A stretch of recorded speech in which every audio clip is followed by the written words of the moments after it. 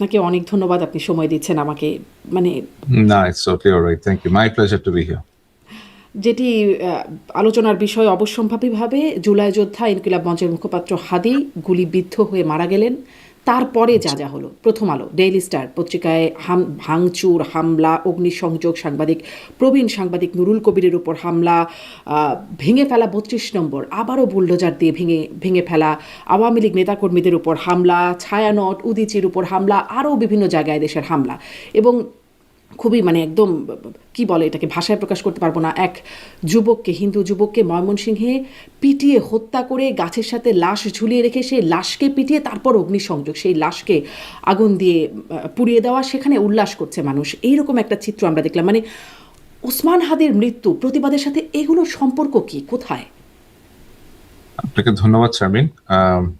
আসলে আমরা যেই একটা সিচুয়েশন আনফোল্ড করতে দেখলাম ওসমান হাদির দুঃখজনক মৃত্যুর পরে, এবং তাকে যেভাবে আক্রমণ করা হয়েছে, তাকে যেভাবে আততায়ীরা গুলি করে দেশ ত্যাগ করেছে, এই পুরো ঘটনাটাই একটা অত্যন্ত দুঃখজনক একটা ঘটনা। এবং এটা এরকম যে একটা এরকম ঘটনা যে ঘটবে বাংলাদেশে, এর আভাস কয়েক মাস ধরে পাওয়া যাচ্ছিল।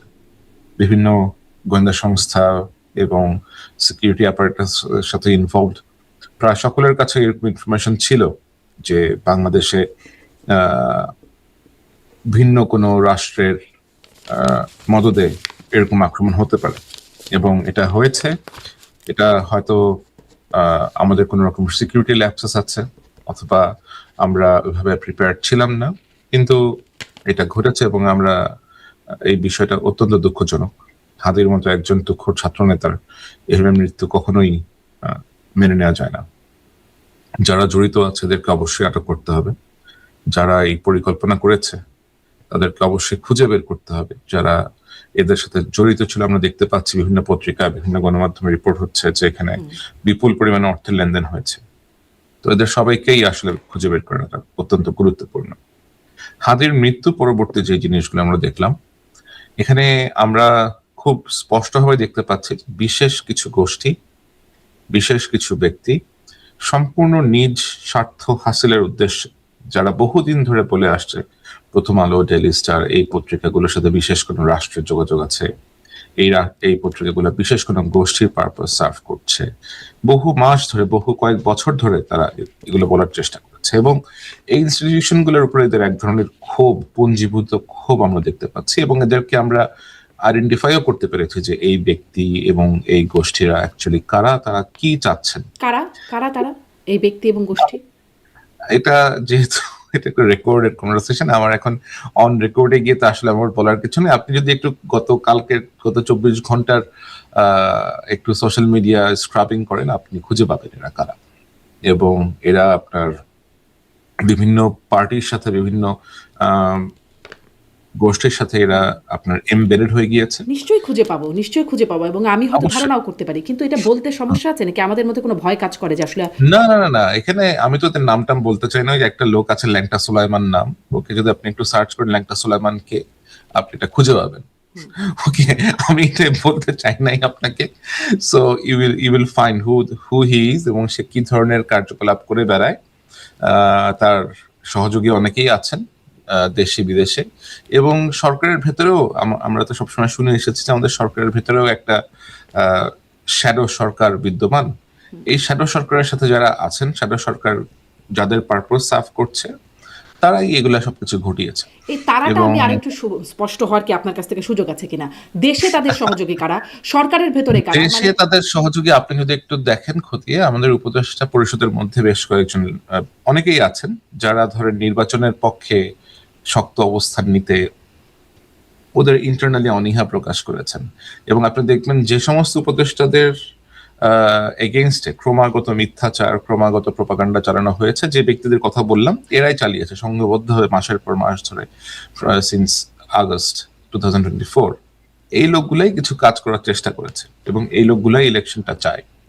তো যারা ইলেকশনটা কন্ডাক্ট করতে চায়, যারা একটা প্রোগ্রেসের দিকে যেতে চায়, যারা দেশে আসলেও একটা গণতান্ত্রিক শক্তির ব্যাকড সরকার আসুক এটা চায়, ওই গোষ্ঠীটা ওদেরকেই এমনভাবে পজিশন করেছে, এমনভাবে তাদেরকে ভিলিফাই করেছে যেন সাধারণের কাছে, সাধারণ পাবলিকদের কাছে তাদেরকে খুব বাজেভাবে, শুধুমাত্র তাদেরকেই না, তাদের পরিবার সদস্যদেরকে পর্যন্ত অত্যন্ত নোংরা ভাবে প্রেজেন্ট করা হয়েছে।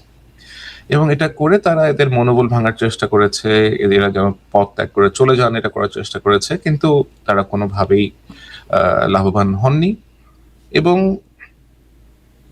ওদের ভেতরে যে লোকরা আছে, 2 থেকে 3 জন উপদেষ্টার মতো আছেন, আমি তাদের নাম বলবো না এখন, এটা আপনি আমাকে রিকোয়েস্ট করেন না নাম বলার জন্য, বাট সাধারণ লোকজন বুঝতে পারবে যে এরা কারা। এদের সাথে আবার আপনার যার কথা বললাম, আপনার সোলাইমান লেসু বলি আমি ওকে, লেসুর বন্ধু চক্র আছে একটা বাংলাদেশে, একটি বিশেষ পলিটিক্যাল পার্টির কিছু লোকজন আছে, আপনার ছোট একটা পলিটিক্যাল পার্টি, 2 অক্ষরের নাম, ওই পার্টির কিছু লোকজন আছে। এবং ছোটন নামে একটা ব্যক্তি আছে। ছোটনের নাম বলতে আমার কোনো সমস্যা নেই, এটা আমি বহুবার বলেছি। ছোটন চক্র বলতে যেটা বুঝে থাকি আমরা, এবং ছোটনের ইন্ধনে আমাদের এখানে দেখেছি আমরা যে স্বরাষ্ট্র মন্ত্রণালয়ে বিশেষ একজন সহকারী করা হয়েছে খোদা বক্স নামে।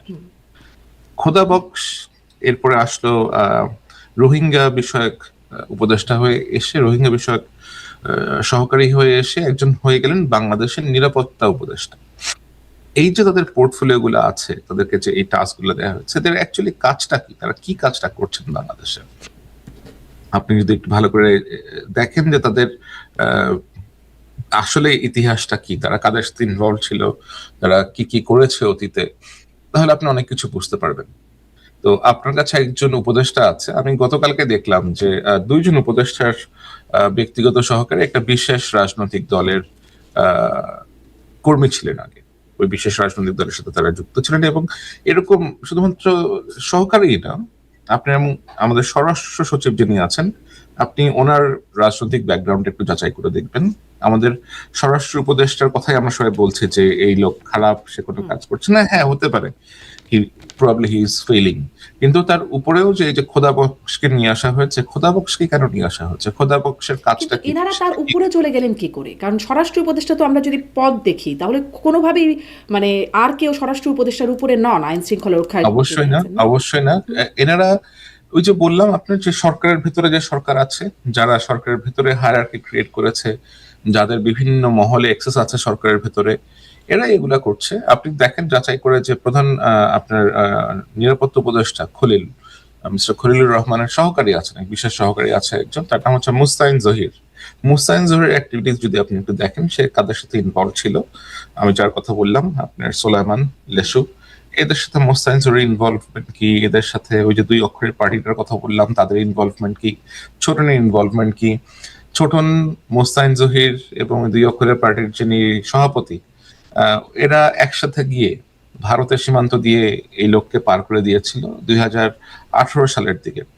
এবং আপনি চিন্তা করেন, দিনে দুপুর বেলা বাংলাদেশের সীমান্ত দিয়ে, না না, ওই যে সোলাইমান লেসু, আচ্ছা আচ্ছা, বুঝতে ওই লেসুকে পার করে দিয়েছিল ভারতের ভেতরে দিনে দুপুর বেলা।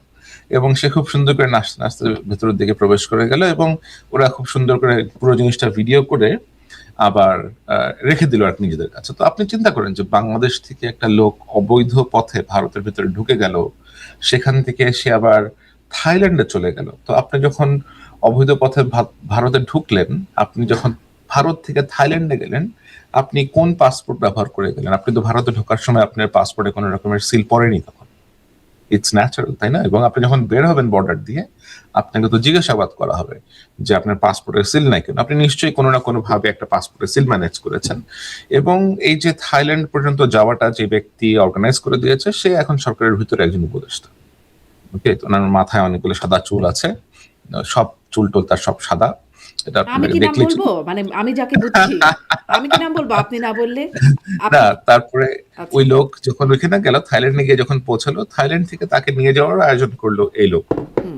হ্যাঁ, তো যখন থাইল্যান্ড থেকে ফ্রান্সে চলে গেল এই লোক, ফ্রান্সে তো সে গিয়ে কি করছে না করছে আপনি দেখতেই পাচ্ছেন। এবং গত বছরের 2024 সালের এপ্রিল মে মাসের দিকে যার কথা বললাম, এই একই উপদেশটা তাসলিম খলিল ভাইকে, মেট্রো নিউজের এডিটর ইন চিফ, তাকেই কোথায় সে বলেছে যে, অথবা তাসলিম খলিল ভাইয়ের মাধ্যমেই আমি এটা জেনেছিলাম যে আহ, বাংলাদেশের একমাত্র উপায় হচ্ছে তালেবানাইজেশন অফ দ্য কান্ট্রি।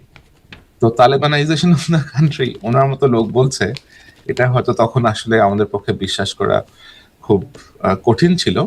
কিন্তু এখন আমরা দেখছি যে বাংলাদেশে আসলে যেভাবে বিভিন্ন রকমের প্লট আনফোল্ড হচ্ছে, বাংলাদেশে এই বিভিন্ন রাষ্ট্রের প্রভাব যেভাবে এসেছে, যে সমস্ত রাষ্ট্র বাংলাদেশের সাথে ডিপ্লোম্যাটিক রিলেশন খুবই খুবই খুবই কম, আমাদের তেমন বাণিজ্য নাই এদের সাথে করে, তেমন কোনো কাজকর্ম নাই, বাট তাদের প্রভাব বাংলাদেশে বেশ শক্তভাবে আমরা লক্ষ্য করছি। তো সবকিছু মিলিয়ে বাংলাদেশে ধরেন আমাদের পার্শ্ববর্তী রাষ্ট্র যেটা আছে ভারত, এরা তো অবশ্যই গত 16 বছর ধরে আওয়ামী লীগের সাথে তাদের যে সম্পর্ক, তারা যেভাবে আওয়ামী লীগের সাথে কোঅপারেট করেছে এবং তারা সম্পর্ক এস্টাবলিশই করেছিল আওয়ামী লীগের সাথে, তাদের কাছে বাংলাদেশ রাষ্ট্র এবং অন্যান্য রাজনৈতিক দলগুলোর যেন আর কোনো রকমের অস্তিত্ব ছিল না। তো এই যে তারা একটা বড় ভুল তারা করেছে, অথবা যেটাকে আমি ভুল বলবো কিনা এটা তারা ইচ্ছাকৃতভাবেই হয়তো এটা তারা এই কাজটা করেছে, এটা আমি একেবারে এটা একেবারে গ্রহণযোগ্য না। তো এই কাজটার মাধ্যমে তারা বাংলাদেশের সাধারণ জনগণের সাথে কিন্তু তাদের একটা বড় দূরত্ব তৈরি হচ্ছে, কারণ নিঃসন্দেহে। তারা তাহলে আপনার কথা থেকে একটু সামারি করি যে তাহলে সেই হ্যাঁ, গোষ্ঠীটির কথা আপনি যেটা ইঙ্গিত করছেন তারাই কি এখন দেশ চালাচ্ছেন? ডক্টর ইউনূস বা আমরা যে সরকার দেখছি সেটি আসলে কার্যকর না, এটা কি কার্যকর হলেও বলে না, সরকারের ভিতরে একটা প্যারালাল গভর্নমেন্ট আছে। একটা প্যারালাল গভর্নমেন্ট আছে যারা আসলে তালেবানাইজেশন প্রক্রিয়া চায়? ওরকমই হয়তো কিছু একটা চায়, ওরকমই হয়তো তার কিছু একটা চায়। খুবই ভয়ঙ্কর ব্যাপার। এখন একটু Sorry, আসলে হ্যাঁ। হাদি হত্যাকাণ্ড সম্পর্কেও একটু যাব, তবে তার আগে এই যে ঘটনাগুলো ঘটে গেল রাত ভর তো যেই তো আপনাকে আমি যেটা বলছিলাম যে হ্যাঁ ওই ভারতের সাথে যেই সম্পর্কটা বাংলাদেশের, যে একটা অত্যন্ত তিক্ত সম্পর্ক তৈরি হয়েছে বাংলাদেশের সাধারণ জনগণের এবং অন্যান্য রাজনৈতিক দলগুলো এটা অবশ্যই খুব পজিটিভলি নেয়নি। এই জিনিসটাকে কিছু কতিপয় ব্যক্তি গোষ্ঠী গত কয়েক বছর ধরে ক্যাপিটালাইজ করেছে এমন করে যে এটাকে ভারতীয় আধিপত্যবাদের বিরুদ্ধে আমাদেরকে রুখে দাঁড়াতে হবে। অবশ্যই ভারতীয় আধিপত্যবাদের বিরুদ্ধে আমাদেরকে রুখে দাঁড়াতে হবে, কিন্তু তার মানেটা কি? তার মানে কি আমরা কি ভারতের বিরুদ্ধে যুদ্ধ ঘোষণা করব? আমরা কি ভারতকে শত্রু রাষ্ট্র হিসেবে আহ আমাদের দেখতে হবে? এবং ভারতের মতো একটা দেশ, যে আমাদের দেশের সাথে প্রায় 4,000 4,500 কিলোমিটারের মতো যাদের বাউন্ডারি আছে, ল্যান্ড বর্ডার আছে, আপনি তো শক্তিতে অথবা কোনোভাবেও এই রাষ্ট্রের থেকে আপনি এর সাথে তো যুদ্ধ করে পারবেন না। কিন্তু আপনাকে স্বীকার করতে হবে। এবং এই এই যুগে কে যুদ্ধের মতো সংঘাতের মধ্যে ইনভলভ হতে চায়? যেটা করা সম্ভব সেটা হতে পারে যে আপনি হয়তো একটা ন্যায্যতার ভিত্তিতে একটা সম্পর্ক এস্টাবলিশ করতে পারেন, আপনার কাছে একটা ওয়ার্কিং রিলেশনশিপ আপনাকে অবশ্যই রাখতে হবে। কিন্তু যেভাবে এখন ন্যারেটিভ গুলো প্রিচ করা হচ্ছে, যেভাবে প্রথম আলোর উপরে আক্রমণ করা হচ্ছে, এবং গতকালকে রাত্রিবেলা দুটা পত্রিকা দেশের, শুধুমাত্র বাংলাদেশের উপমহাদেশের অন্যতম সেরা পত্রিকা আপনাদেরকে বলতে পারে, এদেরকে আক্রমণ করা হলো। এতগুলো জার্নালিস্ট, 30-35 জন জার্নালিস্টের ওয়ার্কার, এদের জীবন যে ঝুঁকির মধ্যে ফেলা হলো, এটা তো কোনোভাবে মেনে নেওয়া যায় না। শুধুমাত্র তাই না, পাশাপাশি বাংলাদেশের সাংস্কৃতিক চর্চার যে কেন্দ্রগুলো আছে, আপনার ছায়ানট বলুন, উদীচী বলুন, এখানে আক্রমণ করা হলো কেন? আপনার হারমোনিয়াম ভাঙা হচ্ছে, তবলা ভেঙে ফেলা হচ্ছে, এগুলার দোষ কি? এবং আমরা দেখছি যে গত কয়েক মাস ধরে আমরা দেখেছি যে কারা কারা, বিশেষ কোন কোন গোষ্ঠী এটা মন্তব্য করেছে যে দেশে সঙ্গীতের টিচার রাখা হবে না, প্রাইমারি স্কুলে সঙ্গীতের কোনো রকমের টিচিং হবে না, বিভিন্ন এরকম ন্যারেটিভ আমরা দেখেছি। পাশাপাশি গতকালকে ভারতীয় যে ডেপুটি হাই কমিশনার, তার বাসায় আক্রমণের চেষ্টা করা হয়েছে।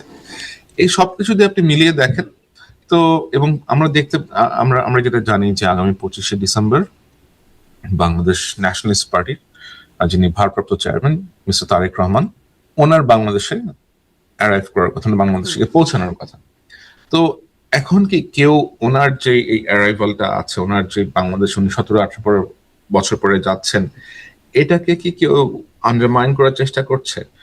এটার সাথে কি কেউ একটা সাংঘর্ষিক অবস্থা অনেকগুলো যাওয়ার চেষ্টা? প্রশ্ন জমে যাচ্ছে, এক একটা করি যে তিনি কি আসলে এই পরিস্থিতিতে আসতে পারবেন? তো কারণ তার নিরাপত্তা শঙ্কা এবং আরও কিছু বিষয় ছিল যেটি তিনি ফেসবুক স্ট্যাটাসে বলেছিলেন, সেই তার একক নিয়ন্ত্রণাধীন নয় বা এটা খুব স্পর্শকাতর বিষয়। সেখান থেকে গ্রিন সিগন্যালটা, মানে সেই নিয়ন্ত্রণটা কি তিনি পেলেন আসবার জন্য? সেই গ্রিন সিগন্যালটা জি। পেলেন এবং দেশে যখন এই পরিস্থিতি দেখা যাচ্ছে, তখন কি আবার সেই শঙ্কাটা মানে উড়িয়ে দেওয়া যায়, যে শঙ্কাটার কথা এতদিন ধরে শুনছিলাম? আমার আমার আমার মনে হয় উনি ওনার এখন যে সিদ্ধান্তটা উনি নিয়েছেন, এই সিদ্ধান্ত থেকে সম্ভবত উনি আর পিছপা হবেন না। Most like he has made up his mind and he will travel to Bangladesh.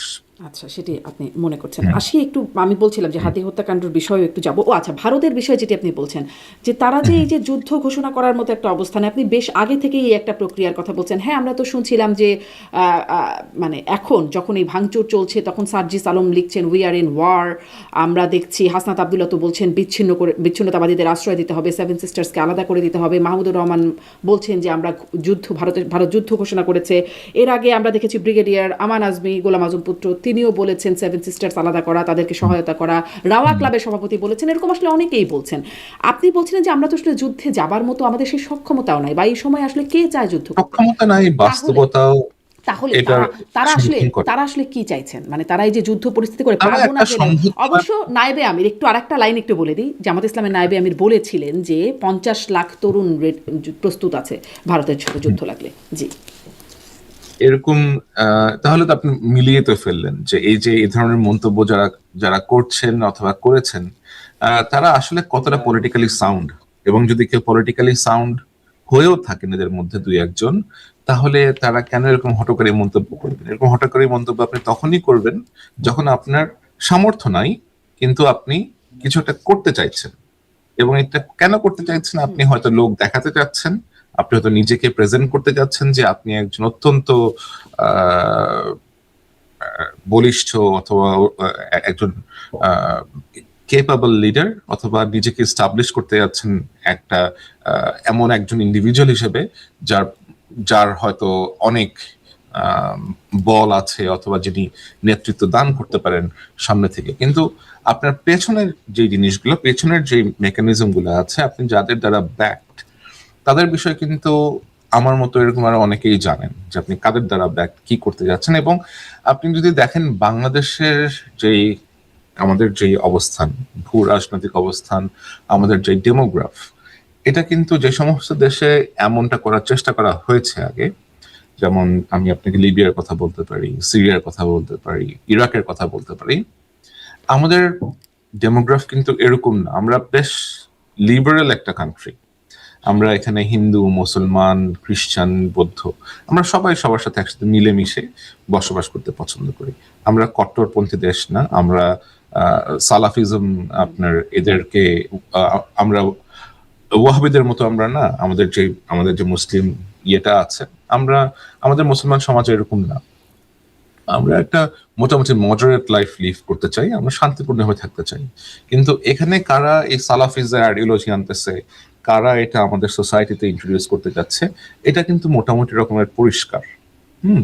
তো এই ধরনের অ্যাপ্রোচ নিয়ে, এই যে ধরেন আপনার বিভিন্ন রকমের অ্যাপ্রোচ তারা গ্রহণ করেছে, বিভিন্ন ধরনের ন্যারেটিভ আপনি যাদের কথা বললেন, এই যে মাহমুদুর রহমান, উনি যেটা বলতে পারেন না সেটা ওই হাসনাদেরকে দিয়ে উনি বলেন, হাসনাত সার্জিসদেরকে দিয়ে বলেন আর কি। এটাই আমি জানি, এবং এটা সবাই জানে। ওরা যে দলটা করে এনসিপির অনেক অনেক ছেলেরাই এটা খুব ভালো করে জানে যে মাহমুদুর রহমান এই জিনিসগুলো পুশ করে থাকেন। এবং ওনার উদ্দেশ্যটা কি, সেটাও হয়তো আমরা আগামী 48 to 72 আওয়ার্স দেখতে পারবো, কেন কি কারণে তারা এগুলা করছে। কেন এই 48 to 72 আওয়ার্স, কেন মানে এই সময়টাকে আপনি বিশেষায়িত 48 to 72 আওয়ার্স আমি বললাম কারণ বিভিন্ন ভাবে, বিভিন্ন মাধ্যমে যে ইনফরমেশন গুলো আমাদের কাছে আসছে। গতকালকে তো আমরা রাত্রবেলা দেখলাম একটা চরম ভ্যান্ডালিজম করা হয়েছে। প্রথম আলোর অফিস পুড়িয়ে দেওয়া হয়েছে, আপনার ডেইলি স্টারের অফিস পুড়িয়ে দেওয়া হয়েছে, পাশাপাশি ছায়ানটে আক্রমণ হয়েছে, উদীচিতে আজকে আক্রমণ হয়েছে, এবং ভারতীয় হাইকমিশনের অ্যাটাক করার চেষ্টা করা হয়েছে। আপনি যদি আবার 2-3 দিন আগে একটা লেখা পড়ে থাকেন, ফেসবুকেও আমার লেখা আছে, ওখানে টুইটারেও বোঝা আছে যে একটা চরম অস্থিতিশীল পরিস্থিতি সৃষ্টি করার তোড়জোড় চলছে। এবং এই তোড়জোড়টা তারেক রহমানের নির্বাচনকে সামনে রেখে আশাকে ঘিরেই অনেকটা এরা একটা পরিকল্পনা করছে। সো যেহেতু এর মাঝখানে হাদির মতো একজন তরুণ নেতার মৃত্যু ঘটলো দুঃখজনক ভাবে, তারা এখন সামনে এই জিনিসটাকে এমন ভাবে প্লেস করবে আর কি। কারণ আগামীকালকে যখন তার জানাজাটা হবে, জানাজার পরবর্তী সময়ে বেশ বড় রকমের একটা অস্থিতিশীল পরিস্থিতি তৈরি করার পরিকল্পনা আছে এদের। এই অস্থিতিশীল পরিস্থিতি মানে কি, যে এটা রাতে দেখলাম সেরকম কিছু, নাকি অন্য আরো কোনো অস্থিতিশীলতার কথা বলছেন? আমি আসলে এটা বিস্তারিত এখন বলে আই ডোন্ট আচ্ছা ক্রিয়েট আচ্ছা, এনি কাইন্ড অফ প্যানিক, নিশ্চয়ই। কিন্তু যারা এরপরে যখন ছাত্রলীগ সবাই পালিয়ে বেড়াচ্ছে, তখন সে ব্যাংক লুট করার মতো ঘটনা ঘটালো, আবার জামিনও পেয়ে গেল। এরকম একটা ক্যারেক্টার পোর্টফোলিওর একজন মানুষ একদম হাদির ডান হাত হবার মতো ঘনিষ্ঠ পর্যায়ে চলে গেলেন, মানে এটা এটা কিভাবে? এই ছেলেটাকে যদি আপনি ট্র্যাক করেন, আপনি দেখবেন যে ছেলেটার মধ্যে বেশ কিছু ইন্টারেস্টিং ট্রেট আছে। সেগুলো কি, যে তার চেহারা সে প্রায় চেঞ্জ করে। তার চুলগুলো কখনো অনেক বড় বড় থাকে, কখনো সে স্পেক্স পরে না, কখনো সে কন্টাক্ট লেন্স পরে, কালার্ড লেন্স পরে, কখনো সে আবার চুল বেশ ছোট করে ফেলে, আবার বেশ অদ্ভুত রকমের একটা ফ্রেম চশমা পরে। এবং তাকে আমরা দেখেছি যে সে এই ঘটনার এক দেড় মাস আগেও যখন সে অ্যারেস্ট হয়ে বের হয়ে আসে, তখন সে একটা আওয়ামী লীগের ঝটিকা মিছিল করে, ওইখানেও সে ছিল, তাকে ওইখানে স্পট করা গেছে। এবং হাদির সাথে যে যখন ইনভলভ হয়েছে, তখন কিন্তু তার অ্যাপিয়ারেন্স আবার চেঞ্জড। ঝটিকা মিছিলের অ্যাপিয়ারেন্স এবং তার হাদির সাথে যখন সংশ্লিষ্ট হয়, সেই অ্যাপিয়ারেন্স কিন্তু একরকমের না। এবং এটা অনেকেরই তাকে চিনতে সমস্যা হবে যদি এভাবে সে আসে, কারণ তখন তো আসলে এক্সকিউজ মি, নির্বাচনী প্রচারণার সময় তো অনেকেই আসে, এবং হাদির পক্ষে অথবা ওর টিমের পক্ষে হয়তো এটাকে সেভাবে ফিল্টার করা পসিবল হয় নাই।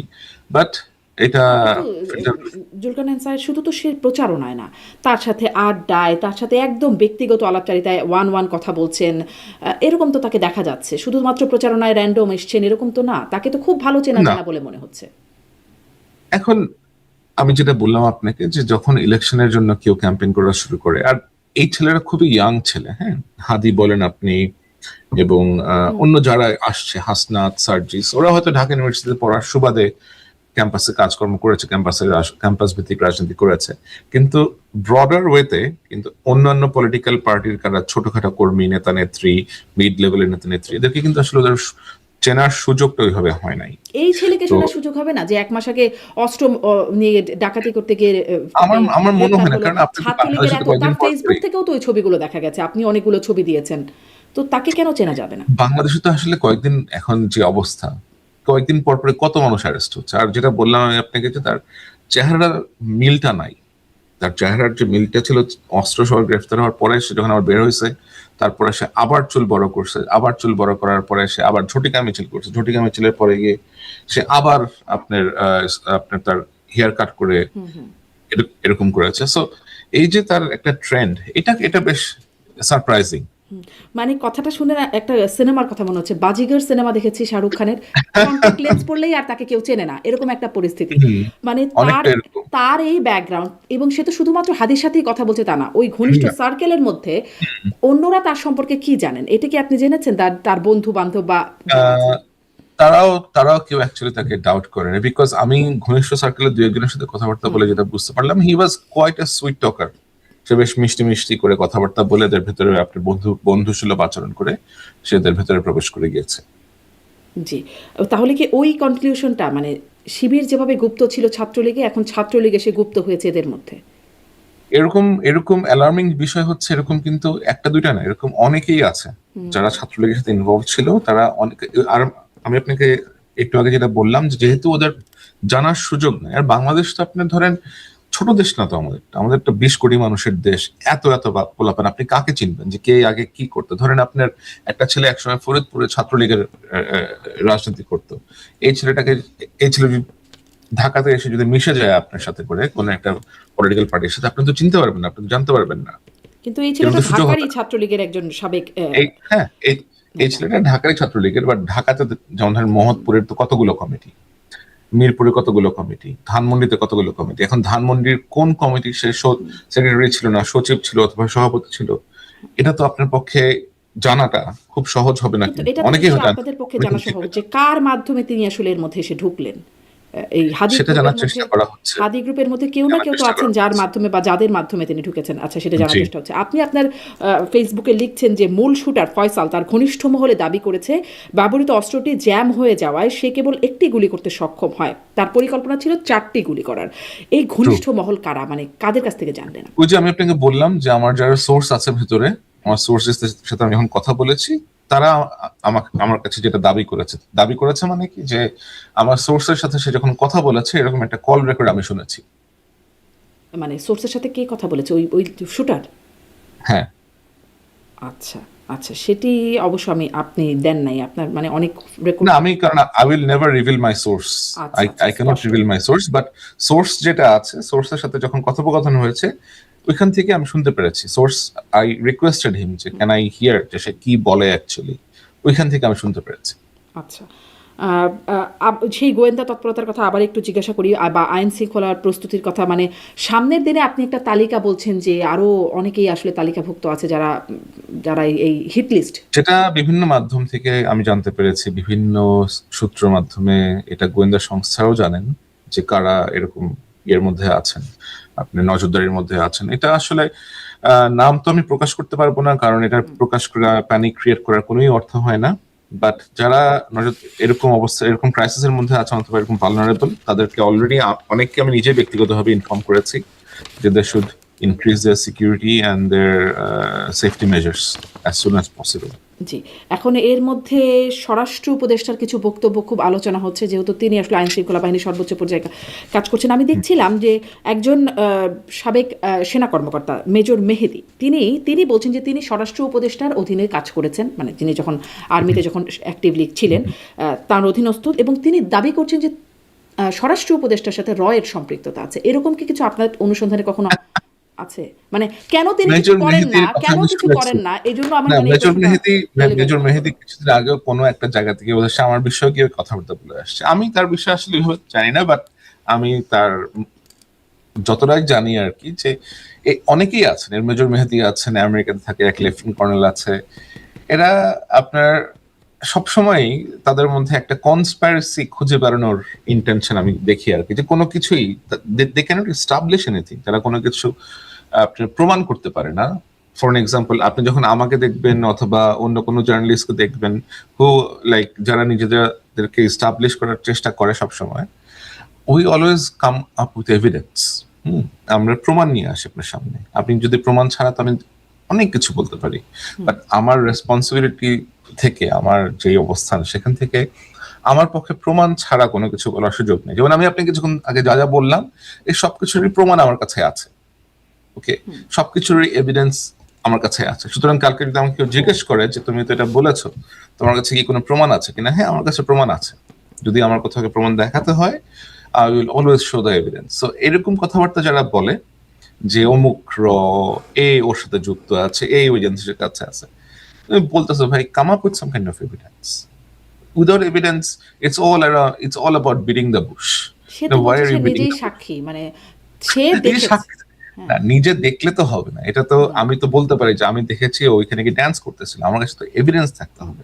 And he has left the service, সে তো এখন আর সার্ভিসও নাই। জি, আপনি বলছেন যে একটা গোষ্ঠী ওই যে তালেবানাইজেশনের মধ্যে আছে, বা সরকারের মধ্যে প্যারালাল গভর্নমেন্ট আছে, কিন্তু আরও একটা গভর্নমেন্টের, মানে গভর্নমেন্টের তো আরও একটা পার্ট আছে, তারা আসলে কি অবস্থায় আছে? আমি দেখছিলাম প্রধান উপদেষ্টা এই ঘটনার পরে, এই গজবের রাতের পরে, দুই সম্পাদককে ফোন করেছেন, তাদের পাশে থাকার আশ্বাস দিয়েছেন। মানে এই আশ্বাস দিয়ে লাভ কি? তার আশ্বাস চায় কে, এক নাম্বার কথা। এবং প্রধান উপদেষ্টার প্রেস সচিব, তিনি অবশেষে, এটা হয়তো একটা লাভের বিষয় যে তার চোখ খুলেছে, তিনি দেখতে পাচ্ছেন যে মব হয়েছে। মানে এইগুলোতে লাভ হচ্ছে প্রধান উপদেষ্টা, কারো উপর আস্থা রাখা যায়? এটা খুবই দুঃখজনক একটা অবস্থা আর কি। হ্যাঁ, এটা খুবই দুঃখজনক একটা অবস্থা, এবং এই দুঃখজনক অবস্থাটার জন্য আমার মনে হয় অন্তর্বর্তী সরকারের সাথে যারা জড়িত আছেন, তাদের প্রত্যেকেরই নিজেদেরকে প্রশ্ন করা উচিত যে এই অবস্থাটা কেন ক্রিয়েট হলো। আপনি দেখেন, আমাদের ডে ওয়ান থেকেই, প্রথম 10-12 দিন থেকে আমরা দেখেছি যে অন্তর্বর্তীকালীন সরকারের সাথে নিরাপত্তা বাহিনীগুলোর একটা দূরত্ব আমরা দেখতে পেয়েছি। একজন যেন আরেকজনকে, একে অপরকে প্রতিপক্ষের মতো মুখোমুখি হিসেবে দাঁড় করিয়েছে। এই যে সিচুয়েশনটা, এটা তো আসলে করার কোনো দরকার ছিল না। It could have been a very good cooperation. It could have been a good relationship between a security apparatus and the interim government. কিন্তু সরকারের ভেতর থেকে, ওই যে বললাম, এমন কিছু ব্যক্তি আছেন যারা বিভিন্নভাবে অনেক ব্যক্তিকে ইন্ধন দিয়েছেন, উস্কে দিয়েছেন। সরকারের ভেতরে থাকা যারা গুড ম্যাটেরিয়ালস আছে, তাদের এগেইনস্টে যাওয়ার জন্য, যারা সরকারের আপনার নিরাপত্তা সংস্থার সাথে যুক্ত আছেন, তাদের এগেইনস্টে যাওয়ার জন্য। তো ন্যাচারালি মানুষ তো কনফিডেন্স পাবেন আপনার সাথে কাজ করতে। আপনি জানেন যে সরকারের একটা অংশের সাথে এদের যোগাযোগ আছে এবং এদেরকে ব্যবহার করে আপনি ভিলিফাই করতেছেন তাদেরকে, তারা তো অবশ্যই আপনার সাথে হ্যাপি হবে না। আপনি তো কোনো স্টেপ নেন নাই। এই যে ধরেন মাসের পর মাস, গত 15-16 মাস ধরে যাদের কথাবার্তা বললাম, এরা নিশ্চিন্তে কাজ করে গেছে, নিশ্চিন্তে এ ধরনের হেট পেডল করে গেছে, নিশ্চিন্তে বিভিন্ন রকমের প্রোপাগান্ডা প্রিচ করে গেছে। এটা তো হওয়ার কথা ছিল না। এই যে আপনি বলছেন কোনো স্টেপ নেন নাই, সেটা তো আমরা দেখছি। এই যে এটার পেছনে কি কোনো মানে আরো কোনো ভেতরের কোনো কাহিনী আছে? এরকম কি কোনো ব্যাপার আছে তারা ব্ল্যাকমেইলড হচ্ছেন? কারণ অনেকের নাকি তাদের কাছে নাকি অনেক ভিডিও থাকে, ফুটেজ থাকে, অনেক নাকি না না না, এরকম এরকম কোনো কিছু নাই। আমি আসলে হয়েছে কি যে আহ, অনেক কিছু না অন দ্য রেকর্ডে বলা যায় না। আমি অনেক কিছু লিখি, আমার সোশ্যাল মিডিয়াতে অনেক কিছু লিখি, but when it comes to saying something, এটা আমি আসলে ওইভাবে বলতে চাই না, কারণ আমার কাছে জিনিসটাকে ওইভাবে স্টাবলিশ করার মতো যথেষ্ট ডকুমেন্টস হয়তো নাই, but I can give you a theory. আমি যেমন লিখলে তো ধরেন আপনি এখানে আই অফকোর্স মেনশন দ্যাট আমি এটা জেনেছি অথবা আমার কাছে যেটা করা হয়েছে, আমি তো আর স্টাবলিশ করতে পারি না। সো আমি আপনাকে স্টাবলিশ করতে পারছি না, বাট আমি আপনাকে একটা হাইপোথিসিসের মতো করে বলছি। আপনি যদি দেখেন যে গত কয়েক মাসে বাংলাদেশে একজন সাবেক মার্কিন দূত, দূত না সরি, কূটনৈতিক, বেশ কয়েকবার ট্রাভেল করেছে। একই ব্যক্তি সমসাময়িক সময়ে পাকিস্তানও ট্রাভেল করেছে, এবং এই ব্যক্তির সাথে আমরা বিশেষ একটি রাজনৈতিক দলের বেশ কিছু ব্যক্তির ঘনিষ্ঠতা দেখতে পেয়েছি। বেশ কিছু ছবিও এসেছে, এবং ওই যে বললাম যে কিছু লোকজন আছেন যারা একটু এরকম এগুলা প্যাডেল করেন, হেট প্যাডেল করেন, তাদেরও একজনের ছবি আছে, সবারই একসাথে একটা ছবি আছে। এবং এই ব্যক্তির যদি আপনি সোশ্যাল মিডিয়া অ্যাকাউন্টে দেখেন, অ্যাক্টিভিটিস যদি আপনি দেখেন, আপনি দেখবেন যে সে সবসময় অন্তর্বর্তীকালীন সরকারের পক্ষ নিয়ে ক্রমাগত বিভিন্ন গোষ্ঠীর সাথে ডিফেন্ড করার চেষ্টা করছে, as if he is the PR manager for the interim government, but that is not his job.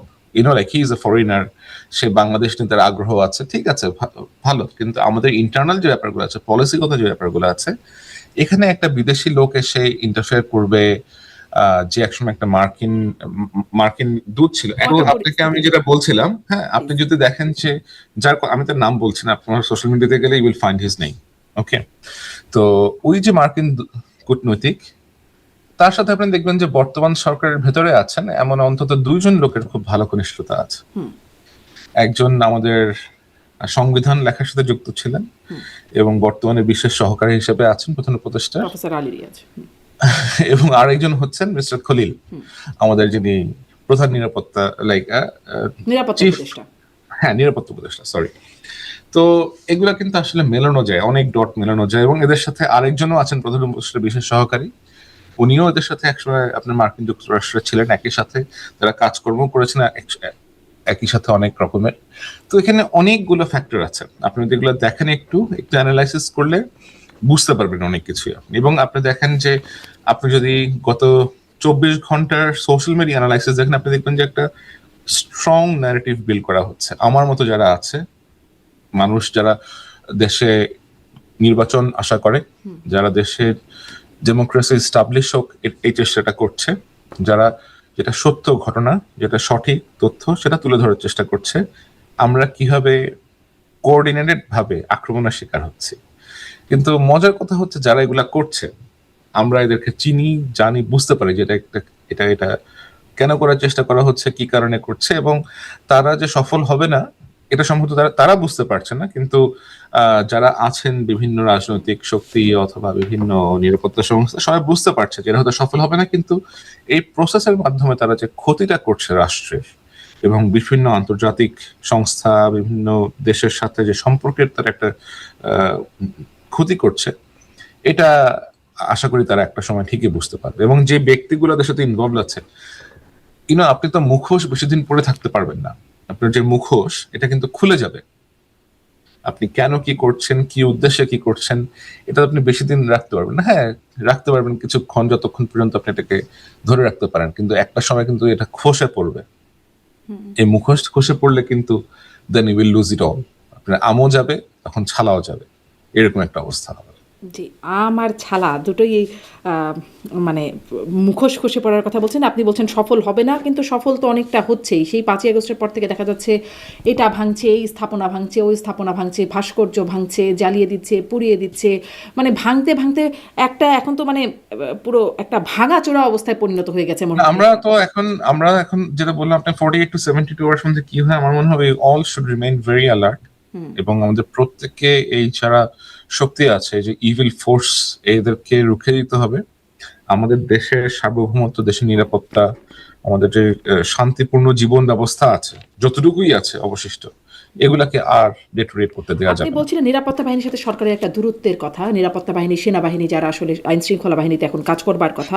আমি দেখছিলাম প্রবাসী অনলাইন অ্যাক্টিভিস্ট সাংবাদিক ইলিয়াস হোসেন, তিনি বলছেন যে কেউ তার এই মানে যেটি ডেইলি স্টার প্রথম আলো ভাঙতে যাবে যেন তারা থামাতে না যায়, কারণ তাদের সব কিছু আসলে এদের উপর নির্ভর করছে। অনেক কিছু আসলে আপনি নিশ্চয়ই দেখেছেন কিনা জানি না, বা অনেকেই দেখেছেন। নিরাপত্তা বাহিনী আসলে কার কথা শুনছে? নিরাপত্তা বাহিনীর যারা প্রধান আছেন, অবশ্যই প্রধান উপদেষ্টার কথা শুনছেন। কারণ কোথায়? উনি নিরাপত্তা নাকি প্রধান উপদেষ্টা বলছেনই না যেগুলো থামান? বুঝি আমি আপনাকে এখন, নিরাপত্তা বাহিনী তো আপনার ফার্স্ট লাইন অফ ডিফেন্স না, আপনি তো, এবং আপনার ল এনফোর্সমেন্ট সিচুয়েশনের জন্য তো মাঠে পুলিশ আছে। গতকালকে রাতে পুলিশ কোথায় ছিল প্রথমে ওইটা একটু চেক করে দেখেন। তখন স্বরাষ্ট্রমন্ত্রী, স্বরাষ্ট্র উপদেষ্টা তো অবশ্যই জানেন যে দেশে এরকম একটা অবস্থা হচ্ছে। আমি তো জানি যে গতকাল ওনাকে ঘুম থেকে ডেকে তুলতে হয়েছিল ওই সময় বাঁচানোর জন্য। ওকে, তো পুলিশ আসতেও সময় লেগেছে। বাহার সাহেব নিজেও চেষ্টা করেছেন পুলিশ পাঠানোর জন্য, কিন্তু সবার প্রথমে কিন্তু ওই সেনাবাহিনীর লোকজনই গিয়ে পৌঁছায়। তো সারাদিন যারা সেনাবাহিনীকে গালিগালাজ করে, এত কিছু বলে, দিন শেষে কিন্তু ওই বাহিনীটার কাছেই আসতে হয়। এবং আমার আমার আমার জানা মতে আজকে প্রধান উপদেষ্টা নিজেও সেনাপ্রধানকে ধন্যবাদ দিয়েছেন। সেনাবাহিনীর পাশাপাশি ওখানে বিজিবির সদস্যরা গিয়ে ওখানে পৌঁছায় যায় অনেক জলদি। তাদেরকে 2-3 মাইল, দুই আপনার ওইখানে প্রতিবন্ধকতা এমন করে ক্রিয়েট করা ছিল যে হেঁটে, এই অস্ত্র শস্ত্র সহ হেঁটে এদেরকে 2 থেকে 3 কিলোমিটার মতো আসতে হয়েছে কষ্ট করে। আবার ফায়ার সার্ভিসের যারা লোকজন ছিল তারা প্রচন্ড রকমের কষ্ট করছে। তো এই যে অ্যাংরি মব তৈরি করে এ ধরনের ভায়োলেন্স ক্রিয়েট করা, এটা বাংলাদেশের, আমার মেমোরিতে নাই যে এরকম কেউ কখনো করেছে অথবা করার চেষ্টা করেছে। এবং এটা, এদের উদ্দেশ্য ইজ ভেরি মাচ ক্লিয়ার। আমি যাদের কথাবার্তা বলেছি, আপনার এখানে যে ব্যক্তিরা আছেন, এই চক্রকে বাংলাদেশ থেকে যদি সমূলে উৎপাটন করা না যায়, এরা থেকেই যাবে আপনার বিষের মতো, এবং সেই সিচুয়েশন আরো সমূলে বেশি। উৎপাটনটা করবে কে, বা কার সে সক্ষমতা সমূল আছে? উৎপাদন করতে হবে নির্বাচিত সরকারকে, সাধারণ জনগণকে, যারা পাবলিকের ম্যান্ডেট নিয়ে যারা সরকার গঠন করতে পারবেন আগামীতে বাংলাদেশে, তাদেরকে করতে হবে। কারণ ধরা ধরা এই হচ্ছে ধরনের, তারা হচ্ছে বিএনপি, মানে এখন পর্যন্ত বিভিন্ন পরিসংখ্যান এখন এটা বলছে। যারাই হোক, হ্যাঁ, তারা যদি বাংলাদেশের জনগণের জন্য ভালো চান, বাংলাদেশের জনগণের মঙ্গল চান, তাহলে তাদেরকে সিদ্ধান্ত নিতে হবে যে তারা এ ধরনের কোনো তা তো নিঃসন্দেহে চাইবেন। সরকারের কিন্তু আমার ভেতরে প্রশ্ন সরকার হচ্ছে, তারা রাখবেন তো না। এই পরিস্থিতিতে মোটামুটি চুপচাপই থাকেন। অনেক কিছু হয়েছে কিন্তু তারা কিন্তু চুপচাপ, খুব বেশি কিছু আহ, না, তারা চুপচাপ থাকার চেষ্টা, তারা তো সবসময় চুপচাপ থাকেন। কারণ আমার যেটা মনে হয় যে বিএনপি নীতিগতভাবে ভায়োলেন্স এবং এ ধরনের, যে ধরনের অ্যানার্কিস অ্যাক্টিভিটিস, এগুলো থেকে তারা দূরে থাকতে চান। খুব প্রতিবাদও যে করেন শক্তভাবে, তাও তো মনে হয় দেখা যায় না। মানে এভাবে করে সমূলে উৎপাটন করবেন চুপচাপ থেকে? কারণ প্রতিবাদ মনে হয় তারা করবেন তাদের নেতা যখন দেশে ফেরত যাবেন। কারণ এতদিন তো তাদের মূল যিনি নেতা জনাব তারেক রহমান দেশে ছিলেন না, এবং ওনাদের যিনি চেয়ারপারসন বেগম খালেদা জিয়া, ওনার শরীরও বেশ খারাপ। জি। সম্ভবত এই সমস্ত কারণেই ওনারা এখন ওরকম ব্যবস্থা নিচ্ছেন না। এখন আপনার কাছে একদম শেষের দিকে একটু, ও আচ্ছা, প্রফেসর আলী রিয়াজ যার বিষয়ে কথা হচ্ছিল, তিনি কি দেশে ফিরেছেন? আমি অবশ্যই এটা খেয়াল করিনি। ফিরেছেন কি তিনি? আমার খুব সম্ভবত ফিরেছেন, আদারওয়াইজ উনি তো প্রধান উপদেষ্টার বিশেষ সহকারী, ওনার তো ফেরার কথা, তিনি দেশের থাকার বাইরে কথা তো গেছেন আসলে। সেই খবরটা আমরা দেখেছি। আমি জানি যে দেশ বাড়ি গিয়েছেন, বাট ফেরত আসছেন কিনা এটা আমি আমিও জানি নিশ্চিত না, না। আসলে দেখছি না, এই জন্যই ভাবলাম যে জানেন কিনা। গণমাধ্যমে খুব একটা খেয়াল করিনি আমি। আচ্ছা, এখন তাহলে সামনে অবশ্য 42 থেকে 72 ঘন্টার কথা আপনি বলছেন, 48 থেকে 72 ঘন্টা, দেখা যাক সেটা কি হয়। কিন্তু অনেকে বলছেন যে এই সরকার টিকবে না, মানে অনেক রকম হাইপোথেসিস আছে। আপনার কাছে একটু এটা জিজ্ঞাসা করতে চাই, এই সরকার টিকবে না, আর একটা সরকার গঠিত হবে। কেউ বলছেন বিপ্লবী সরকার গঠিত হবে, কেউ বলছেন সেনাবাহিনী ক্ষমতা নিয়ে নেবে। এরকম নানান রকম বিষয় আছে। আসলে কি হতে পারে? বিপ্লবী সরকার, সেনাবাহিনী ক্ষমতা নেবে, অন্য কোনো একটা সরকার গঠিত হবে, নাকি এই সরকারের অধীনেই চলবে? আমি আপনাকে যেটা বলতে পারি সেটা হচ্ছে যে সেনাবাহিনীর ক্ষমতা গ্রহণ করার কোন রকমের ইন্টারেস্ট যে নাই, এটা তো আসলে আর বলার অপেক্ষা রাখে না। তাহলে এত ভালো অবস্থানে থাকতে আপনার শেখ হাসিনা যাওয়ার পর পরে তো সেনাবাহিনী আপনার ক্ষমতা গ্রহণ করতে পারতো, এবং তাদের যদি আরো আগ্রহ থাকতো, এত কিছু হলো বাংলাদেশে, তারা তো একবারও ইন্টারভেন করেনি। তারা বারবারই বলেছে আমাদের ক্ষমতা নেওয়ার কোনো আগ্রহ নেই, বরঞ্চ আমার মনে হয় বাংলাদেশের সেনাবাহিনী একমাত্র বাহিনী যারা ক্ষমতার এত কাছাকাছি এসেও নির্বাচন দেওয়ার জন্য বারবার করে অনুরোধ করছে। এটা আমাকে অনেকেই বলেছেন যে এটা তোমাদের দেশে তো খুবই স্ট্রেঞ্জ আর্মি, এটা তো ক্ষমতা গ্রহণ করতে চায় না কেন। বিপ্লবী সরকার গঠনে যারা বলছেন, আমার মনে হয় তারা যদি এটা করার চেষ্টা করেন এবং তারা যদি কোনোভাবে ওই দিকে অ্যাপ্রোচ করেন, তাহলে আমার মনে হয় they will face severe resistance. কাদের এটা দ্বারা? এটা সাধারণ জনগণ বলেন, অন্যান্য পলিটিক্যাল পার্টি যারা আছে, এবং অবশ্যই আপনি একটা বিপ্লবী সরকার গঠন করার চেষ্টা করবেন, তখন নিশ্চয়ই সবাই শান্ত হয়ে বসে থাকবে না। তাই না? আপনি দেশের মধ্যে একটা ভ্যান্ডালিজম করবেন, যারা এরকম অনেক ভ্যান্ডালিজম যারা করতে পারে তাদের বিরুদ্ধে আর অশান্ত কারা হবে? না, আমার মনে হয় যে যদি ওরকম কেউ অ্যাটেম্প্ট নেয়, তাহলে situation will call, like extreme situation calls for extreme measures. If thing gets extreme, আপনার তো হাতে উপায় নাই তখন কোনো। জি, মানে এর চেয়েও এক্সট্রিম হতে পারে সিচুয়েশন, ভাবতেই আসলে ভয় লাগে। এই যে খলিলুর রহমানের সম্পর্কে অনেক কথা বললাম, তো একটু শেষ ওনার সম্পর্কে আরেকটা জানতে চাই যে তিনি অজিত দোভালের সাথে দেখা করলেন তার আমন্ত্রণে, সেখানে কি আলোচনা হলো আমরা জানলাম না। বলা হলো গুরুত্বপূর্ণ আলোচনা, কোনো পক্ষই বলল না। তারপরে জানলাম কাতার গেলেন, সেখানেও নাকি অনেক কথাবার্তা হলো। কি যে কথাবার্তা হলো তা আমরা জানলাম না। সেই ওবায়দুল কাদেরের কথা মনে পড়ে, তলে তলে সব ঠিক হয়ে যাচ্ছে। এখানেও কি তলে তলে কিছু কি হয়ে যাচ্ছে আসলে, আপনি জানেন? উম, আমি এতটা জানি যে উনি যখন দিল্লিতে গিয়েছেন অজিত দোভালের সাথে দেখা করতে, উনি খুবই একটা কলম্বো সিকিউরিটি কনক্লেভ এরকম কোনো কিছু একটা সিকিউরিটি কনফারেন্স নামে গিয়েছেন, যেটা ওরকম সিরিয়াস কোনো ব্যাপার না, এবং উনি ওটার কভারে ওইখানে গিয়েছেন। এবং যাওয়ার পরে উনি বাইরে কোথাও থাকেননি, উনি হাই কমিশনার যিনি আছেন তার বাসাতে ছিলেন, এবং ওনার সাথে ওনার মুস্তাহিন জহির নামে যে সহকারী ছিল সেও খুব সম্ভবত ছিল সাথে করে। এবং উনি যে মিটিং গুলো করতে চান, উনি মিটিং এ অন্য আর কাউকে নেননি, ওনার সাথে করে উনি একাই গেছেন।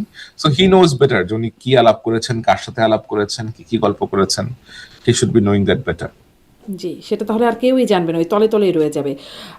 রাইট। নির্বাচন কি হবে ফেব্রুয়ারিতে? উই আর হোপফুল, আমরা সবাই চাই বাংলাদেশের অন্যান্য সাধারণ যত নাগরিক আছে যারা বাংলাদেশ নিয়ে কনসার্ন, সবার মতো আমরাও চাই বাংলাদেশের নির্বাচন হোক। কারণ নির্বাচন যদি না হয় অথবা কোনো কারণে এটা পসপোন করা হয়, তাহলে আমাদের দেশের ভবিষ্যৎ কি হবে এটা নিয়ে আমরা খুবই উদ্বিগ্ন। আমি খুবই উদ্বিগ্ন। আর একটা শেষ প্রশ্ন করি, মানে শেষ হতে চাচ্ছে না আসলে, প্রশ্ন একটার পর একটা মনে যাচ্ছে যে প্লিজ গালাগালের প্লিজ। যে সংস্কৃতি তৈরি হয়ে গেল, মানে অশ্রাব্য ভাষা যেটা একদম পাবলিক প্ল্যাটফর্ম থেকে শুরু করে সবখানে চলছে, এগুলোর কি মানে বাংলাদেশ যেন একটা গালির দেশে পরিণত হয়ে গেছে এখন, এটার কি? এখন কারো যদি পারিবারিক শিক্ষা না থাকে, ধরেন আমার মধ্যে আমি হয়তো মাঝে মাঝে দুই একটা কথাবার্তা বলে ফেলি, হ্যাঁ, এটা এটা ধরেন স্লিপ অফ টাং হয়ে যায়। লিখতে গেলেও আমি দুই একটা কথাবার্তা মাঝে মাঝে লিখে ফেলি, এবং লাইক মাঝে মাঝে কন্ট্রোল করা যায় না। এদের অ্যাক্টিভিটিস দেখে এতই বিরক্ত লাগে যে কন্ট্রোল করা যায় না। বাট যাদের পারিবারিক শিক্ষা আছে, যারা একটা ভালো ব্যাকগ্রাউন্ড থেকে আসছে, অথবা যারা ধরেন আপনার অপরকে সম্মান করে, রেসপেক্ট করে, অ্যাটলিস্ট ধরেন আপনার নিজের যে মোরাল গ্রাউন্ড অথবা মোরাল ভ্যালুজ আছে এগুলার প্র্যাকটিস করে, তারা এ ধরনের গালিগালাজ করে না। সুতরাং কেউ যদি এটা করে থাকে, এটা তাদের ব্যর্থতা, তাদের শিক্ষার অভাব, তাদের পারিবারিক যেই আপব্রিঙ্গিং, ওইটা ভালো করে হয় নাই। কিন্তু আমরা বলতে পারবো না, আমি তো আমারটা বলতে এখন পারবো তো যেন মনে হয়, এখন তো মনে হয় যে এটা একটা মানে প্রতিযোগিতা, কে বেশি গালি দিতে পারে সে না। যেন আপনি বেশি বড়। আপনি দেখেন একটা জিনিস, আপনি খুব বেশি মানুষকে কিন্তু আপনি আসলে গালিগালাজ করতে দেখবেন না। যারা এদের সংখ্যা খুব লিমিটেড, এবং সবাই চিনি এদেরকে যে এরা কেন এরা যে গালিগালাজ করে, এবং গালিগালাজ করলে আপনি একটা নির্দিষ্ট শ্রেণীর মানুষের কাছে প্রিয় হতে পারবেন। কাদের কাছে প্রিয় হতে পারবেন? People who are powerless. সাধারণ কিছু জনগণ থাকে যারা পাওয়ারলেস, তাদের সমাজে তারা উচ্চ ভয়েসে কথা বলতে পারে না, হ্যাঁ, তারা অনেক ক্ষেত্রে বঞ্চিত থাকে, উচ্চ ভয়েসে কথা বলতে পারে না। কিন্তু তারা যখন দেখে যে ওই যে পাওয়ারফুল লোকগুলাকে কেউ গালিগালাজ করতেছে, অপমান করতেছে, তারা এত অনেক মজা পায়। এটা একটা এন্টারটেইনমেন্ট। আচ্ছা, গালি হ্যাঁ, এখন একটা এন্টারটেইনমেন্ট। সাংবাদিক আনিস আলমগীরকে গ্রেপ্তার করে রিমান্ডে নেওয়া হয়েছে, মানে খুনি পালিয়ে গেছে কিন্তু আনিস আলমগীর গ্রেপ্তার হয়ে গেছেন। অনেকে মানে সেই প্রবাসী অ্যাক্টিভিস্টরা তারা অনেকে বলছেন রইল বাকি দুই, কেউ কেউ আবার এর পরে কে এরকম তালিকা দিচ্ছে।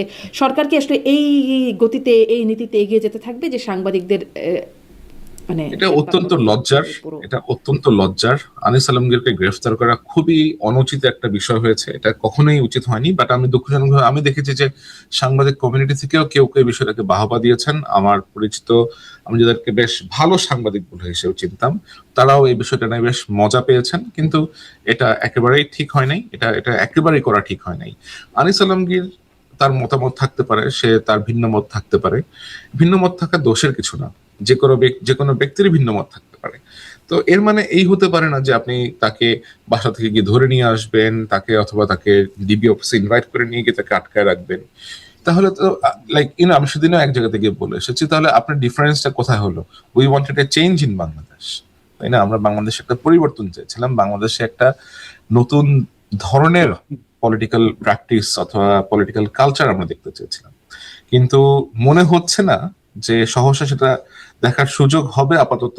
আবার আমি আশা করি যে নির্বাচন হবে বাংলাদেশে, বাংলাদেশের জনগণ তাদের ভোট দিয়ে প্রমাণ করবেন যে তারা কাকে রাষ্ট্র ক্ষমতায় দেখতে চান, এবং তখন হয়তো একটা পরিবর্তন আসলেও আসতে পারে জি, আশা ইনশাল্লাহ। আশা করি যে সেই পরিবর্তনটা আসুক, কারণ এই তালিকায়ও নাকি অনেকে আছেন, একটা তালিকা দিয়ে ছাপিয়েও দেওয়া হচ্ছে যে কারা কারা আছেন এই তালিকায়, আরো অনেকে বাকি রয়ে যাচ্ছেন, তারাও মানে সরকার তো কিছু করে একটা না। জিনিস শারমিন, যেটা হচ্ছে সেটা হচ্ছে যে সত্যের জয় চিরদিনই হয়।